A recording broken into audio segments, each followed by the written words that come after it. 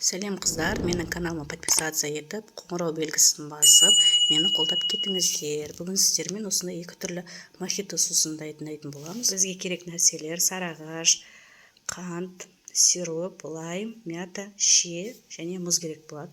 Ең алдымен мятаны, лимонды және шиемізді азғантай үстіне сарыағашты құйып, жақсылап тұрып блендерден езіп аламыз. Блендермен жақсылап тұрып араластырып,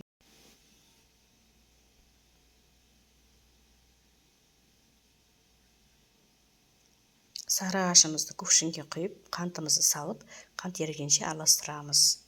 Содан кейін дайын болған массаны ситадан өткізіп аламыз. Үстіне сиропымызды құямыз. Бізде сироп Барбарис фирмасынікі. Үстіне сосын сарыағашымызды құйып, жақсылап бір келкі қылып араластырамыз. Бұл мохитоның ерекшелігі қыздар, бұл мякетпен болады. Өте дәмді, істеп көріңіздер. Ал енді біздің бірінші мохитомыз дайын болды. Ал екінші мохито: сарыағашымызды кувшинге аздап құйып, үстіне қантымызды салып, қант ерігенше араластырамыз. Үстіне лимонды, лаймды, мятаны саламыз. Сиропты құямыз үстіне қыздар.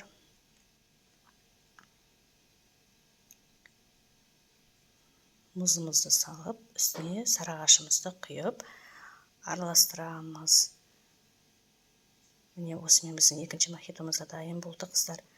Өте күн ыстықта ішетін керемет сусын дайындап көруге кеңес беремін. Жаздың ыстық мезгілінде ішетін нағыз керемет сусын болды қыздар. Егер ұнаған болса, маған подписация етіп, лайк басып, қоңырау белгісін басып, мені қолдаңыз.